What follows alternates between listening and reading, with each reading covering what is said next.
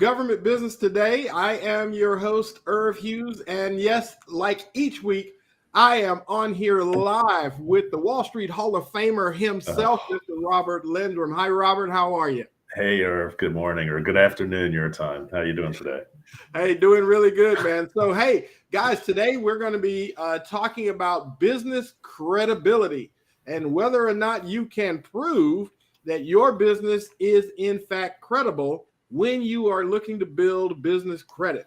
Robert, just before we came on the air, Robert was just talking about the root word of credit. Oh, And got it. and so I just wanted to just start us off before we kind of jump into stuff we got into here this week or coming up next week. So, Robert, share with our listeners what you were talking about, the roots of the word credit. Well, yeah, the etymology of credit, right? It's taken from Latin of credo, credo, like I believe. So it's in other words, good credit is I believe that you are going to come back, or you're going to pay this, right? Versus incredible, like unbelievable, uncreditable.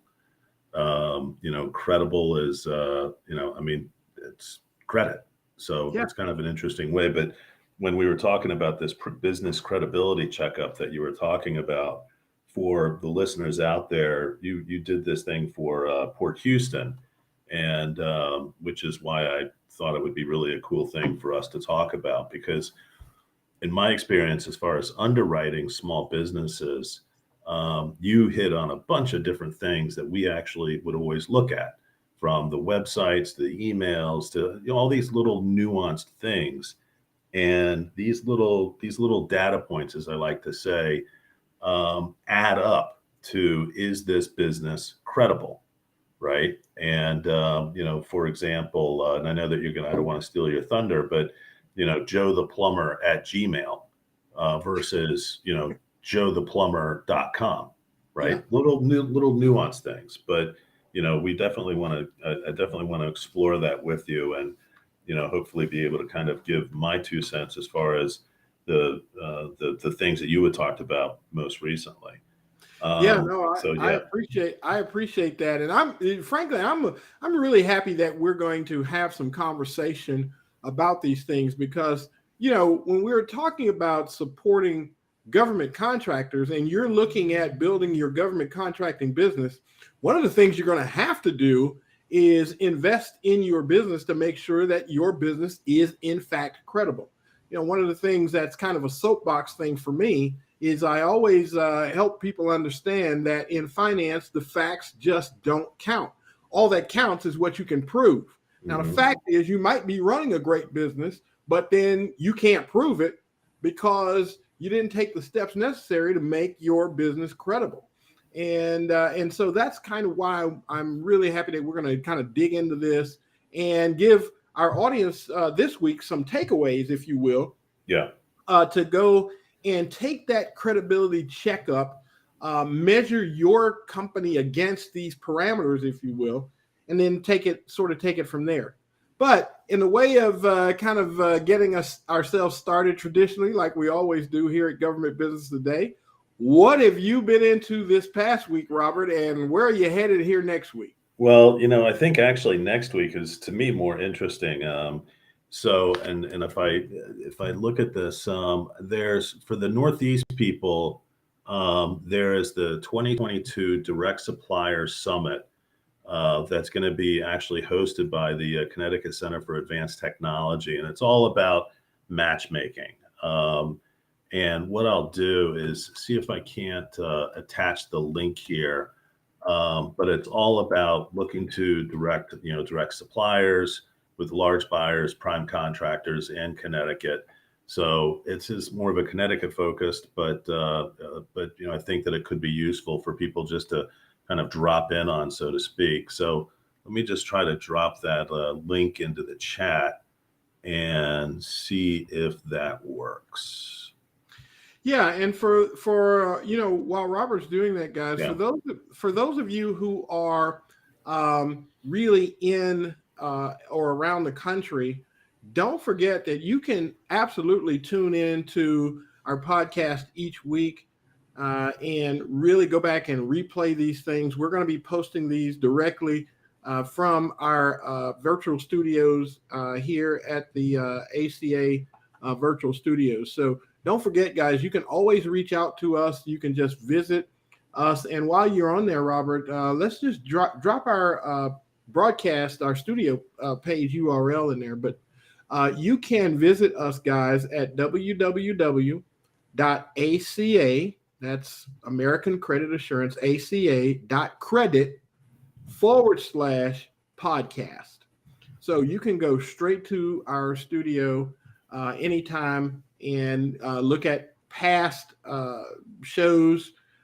You can certainly register in our loyal listener club. And not only that, but you can actually page through and see the profiles and photos, if you will, of some of the upcoming guests. So you can kind of page through that and get a chance to see some of the folks that's been invited to come onto our show. So don't forget that. That is my shameless plug for our podcast. So, Irv, when somebody says / or backslash, is that a / that I just posted? Credit / podcast? Is that a forward? Yeah, that's a /. Okay, all right. How do you figure that out? Like, / versus backslash. Well, so / is we read left to right. So if it's leaning right, it's a /. Okay, good. All right, now I know. Yeah. I know. Okay, good. I don't know, Robert. We might not be impressing our audience here, right? Well, Irv, I'd like to think that we're not as stupid as we look, but we do our best. No, that's great. No, I really appreciate this, and and the feedback that we've been able to get from our listeners has been really good and really encouraging because obviously we tackle some reasonably challenging subjects here on Government Business Today, but you know what? We try to keep it light, guys, simply because what we do is challenging enough, and I think all of you guys would agree that those of you who have had the courage to actually start down this path of government contracting. Some of these things that you're going to run into, some of the pitfalls and some of the traps that are out there that you can get yourself into.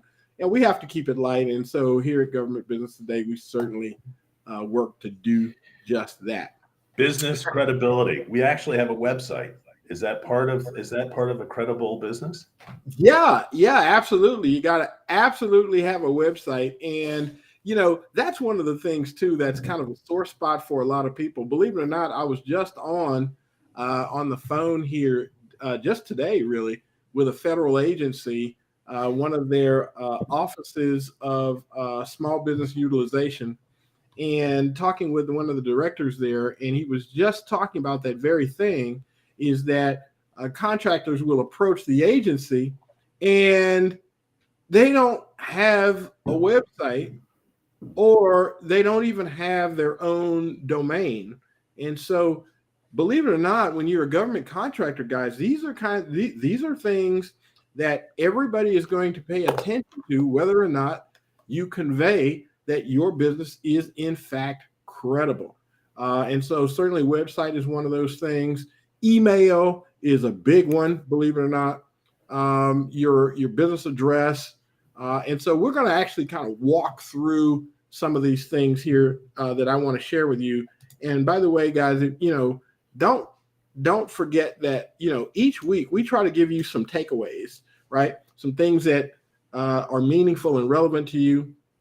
And also, I just want to put out there that if there's some subject matter that you think we should cover here on Government Business Today, hey, don't hesitate to reach out to Robert or myself. It's not like we're hiding, guys. Yeah, okay. We're out here. So you can certainly reach out to us and, hey, drop in some suggestions on some subject matter that you want us to either research for you or dig into, and certainly we will be able to respond to that.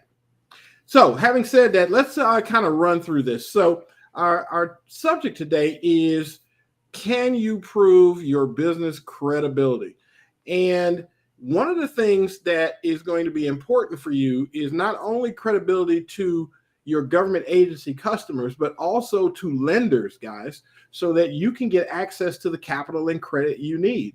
And so we're going to sort of pull the curtain back, if you will, and share some points with you about what some of those things are, because I think for most people, Robert, they may not know that there's sort of some unwritten, I don't want to say secret, but I guess they are sort of some unwritten rules, or as you mentioned, nuances that lenders are going to pay attention to, government contractors, private sector customers are going to pay attention to, that lend to whether or not your business is credible. Yeah, and in fact, there's so much transferable knowledge that this section is going to have, not just for government contractors, but for all small businesses. Having been in small business finance now for 7-8 years, and obviously you've been in it even longer than that. You work with lenders that very quickly will look at an application and score that application based on these data points. And because what a lender is trying to do is ascertain, is this a good business? And is this business credible? And if I give them capital, it's easy to get it, but will I be able to get my capital, my financing back? Yeah. And so every little part of the application, especially though for government contractors, it's important. But it's the sum of the parts that I think is important to also point out. Credit scores are credit scores, but let's dive into it. I'll let you kind of dive into the first issue. Topic. Yeah. So the first thing, guys, believe it or not, I know this may come as a shock to some people, but believe it or not, the very first thing is your business name. Okay. And when we're talking about your business name, we're talking about you must be a registered corporation or an LLC and use a full legal name. And this includes DBAs that exactly match the name that's listed on your filing records. And what I mean by that, guys, is that oftentimes what we find is that people will, certainly start their business out as a DBA, which is fine. You can do that. But you can't stay that way. At some point, you do have to take steps to register your business and create a separate legal entity from you. Why? Because you're now creating a business. It's not just you doing business under an assumed name. It's now you literally have a separate legal entity. And if it's depending on how you want to do it, certainly it would lend to your company's credibility that now, think about it like this, you're literally creating a public record that identifies you as the owner of said business. And now it provides you with the opportunity to grow that company and for that company to be perpetual, could outlive you and everybody else. And so it can create an opportunity for legacy for you.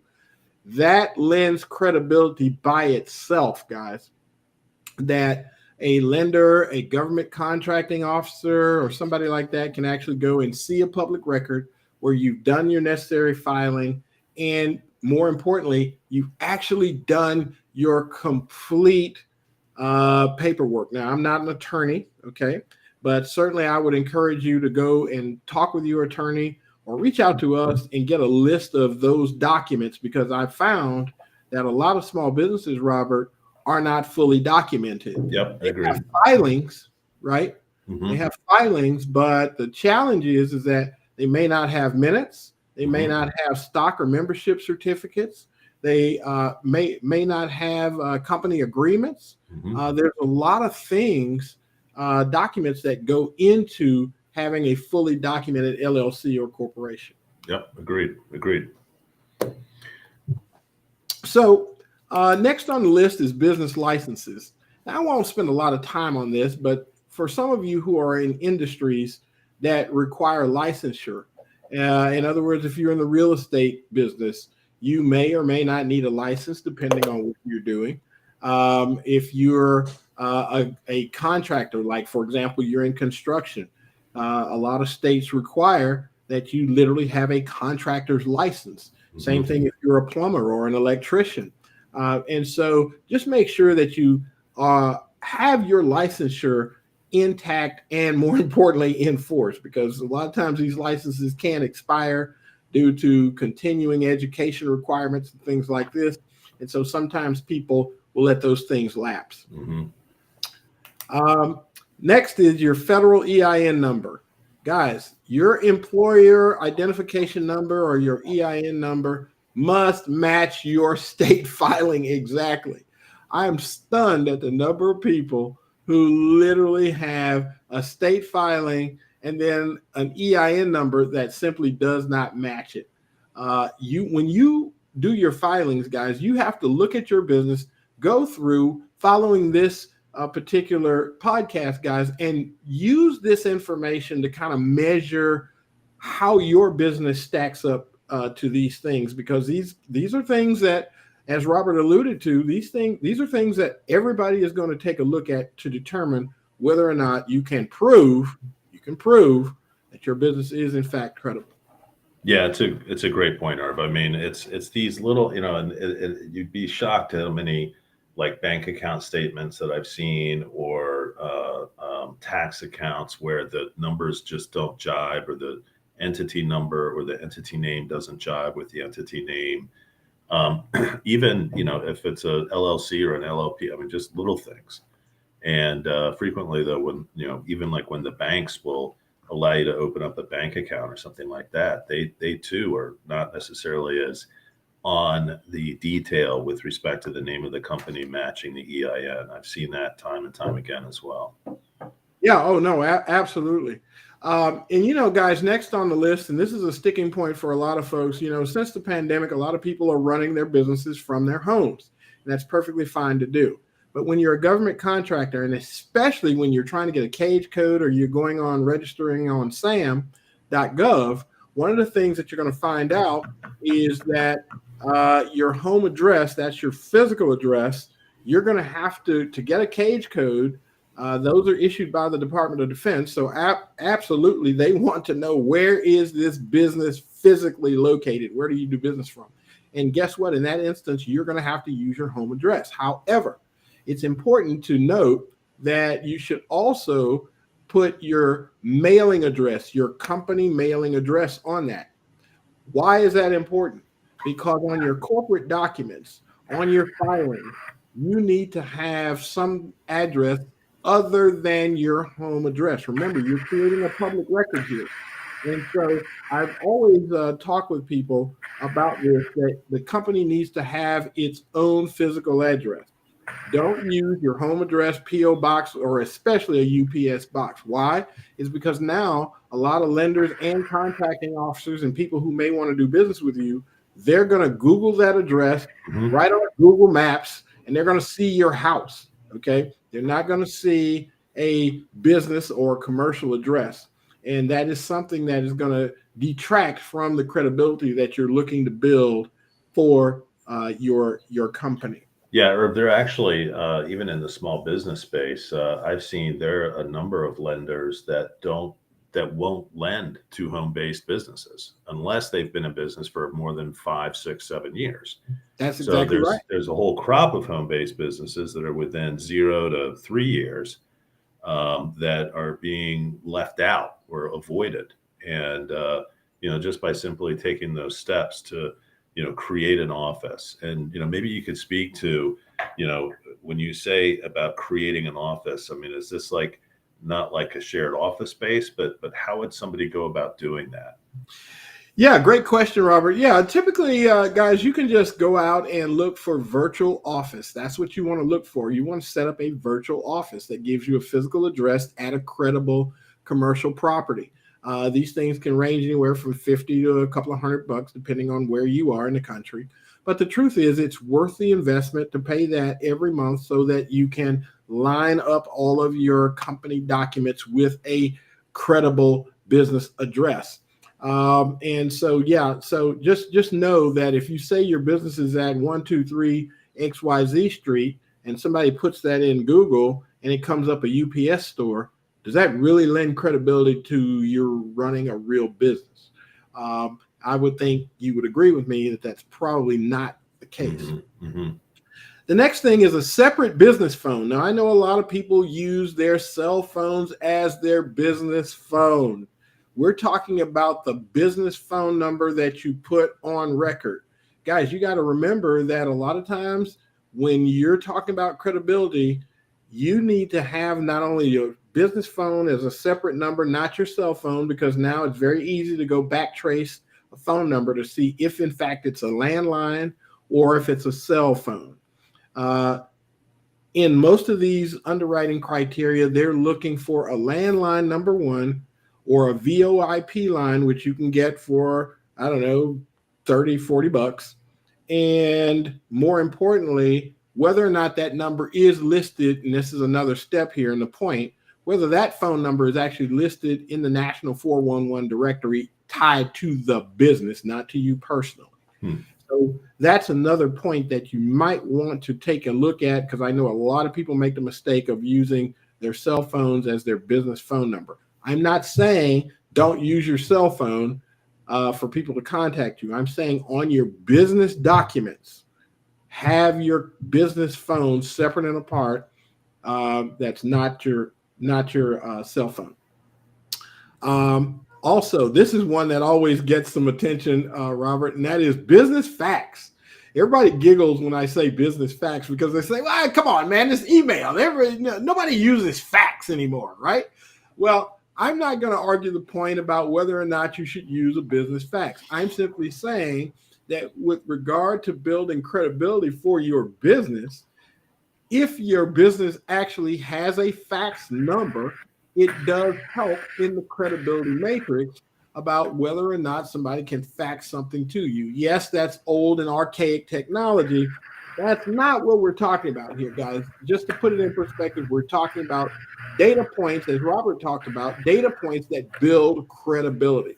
And so if you have a company that has a business fax, guess what? That is one of the data points that people can take a look at. Now, we mentioned earlier about a business website. Mm-hmm. Guys, you will need a professional business website that properly reflects your brand.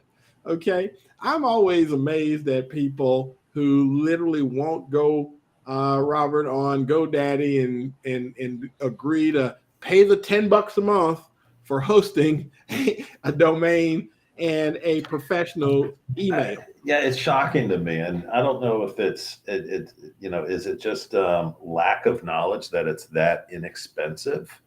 Because frequently, I mean, I've seen deals. I mean, it's just I've seen people on the edge of getting approved, and then they look at the website or they look at their email, and that might be that one little shade difference of somebody getting approved and not approved. Well, I'm going to tell you right now, to your point, Robert, it's actually bigger than that now, bigger than ever. Because sure, in your space, yeah. Yeah, because of all of the cybersecurity issues that's going on now in the world. As you know, here at ACA, we deal with a fair number of suppliers. Yeah. And one of the things that's interesting is now if you reach out to contact a supplier and you do it on Gmail or Yahoo or some of these free social email platforms, they literally block your email. Oh. They won't even get it. And more importantly, even if your email does go through, guys, please remember that they're probably just not going to do business with you at all. I've talked to some pretty large suppliers, and they're pretty vigilant on this point, is simply because they're saying from a credibility standpoint, you're asking us to do business with you, but you're communicating not even on your own domain, on your own professional domain. And that is a real issue. So I just wanted to put out there in these credibility points that, yes, you need your own company domain, number one. And number two, you need to have a matching email address that you're doing business on. Now, for some of you who are listening to this, you're going to say, yeah, but I do everything on Gmail. Okay, I'm not saying shut down your Gmail. I'm saying make sure that when you're doing business, okay, use your business domain your business website, your business email. Because I'm going to tell you now, more and more we're seeing this where literally people are trying to do business. I can't tell you the number of people that have told me, well, I reached out to this company and I didn't even get a response. That's because they probably didn't even get your email, because their email systems now are designed to literally block anybody who is trying to communicate with them on one of these, open platforms as Wow, I didn't know that. yeah. Oh, absolutely. Lastly, public records. Guys, if you have public records, and let me be clear, when we say public records, what we're talking about is liens, judgments, pending lawsuits against the business. I'm gonna just tell you now, if you're a small business, here's a tip. I said it, stay out of court. Okay. Court is just no place for a small business. All right. Do whatever you can to stay out of a public record. And let me be clear about what I'm saying here. I'm talking about whether you are a plaintiff or a defendant, you want to stay out of court. There's alternatives to staying out of court. You can go to mediation, you can go to arbitration. I don't recommend that you default to annihilation, but there are ways to resolve issues. And I'm going to just tell you, some people would say, well, Irv, why would you say that? I mean, somebody's done me wrong and I want to pursue legal action. Well, that's all well and good, except if you do this habitually, right? Where now somebody who wants to do business with you and they see a pattern where, man, over the past 5 years, you've had 7 lawsuits against somebody. You got to think about, do they really want to risk doing business with you? Yep. Right. And so I don't know, Robert, what's your take on that whole public record type thing? Oh, 100%. I mean, is this person litigious? Is that right? Is that the right word? Yeah, litigious. Yeah, litigious. It's like there's certain people that I've done business with where I've chosen not to do business with, because they just had that type of a reputation that if something went sideways, you couldn't just sit it down. I mean, some of the hardest conversations to have with investors or with merchants or whatever is, look, this deal isn't working. So how do we fix this? So, if you can fix it amicably and professionally versus going to court, 100%. Nobody wants to do business with somebody that's always going to go to court. It's a waste of time, effort, resources. And as a small business owner, you just don't have that bandwidth. No, that's exactly right. And, I'm glad. Thanks so much, Robert, for highly recommending this particular subject matter for Government Business Today this week, because I think as this moves around out in social media and so on, and by the way, guys, don't forget, if this information that you get here on Government Business Today is meaningful and relevant to you, hey, don't hesitate to pass it along to somebody that you think could benefit from this information. Certainly, the links are out there in social media, so don't forget you can always post Government Business Today in your favorite social media platforms. So hopefully this has been good, Robert. Yeah, thanks, Irv. I'm talking with you about this on the government contracting. It's always fun. It just is. It's been a great adventure, and next week, hopefully, I'll be able to report back as to how this supplier thing went for next Tuesday and Wednesday. Yeah, absolutely. Oh, and by the way, before we go, Robert, I want to make sure that we put out there that, guys, those of you who are registering, if you go to our studio website at aca.credit/podcast, you can join our loyal listener club, if you will.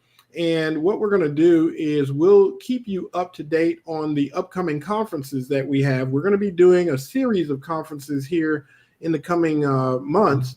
And so we want to make sure that you get the invitation to join us for those. So having said that, guys, thank you so much for your time and attention as always. And hey, listen, let's go out and go to work. Let's get these opportunities. There you go. Until next time, Robert. All right. See you. Thanks, guys. All right. Take Bye. care.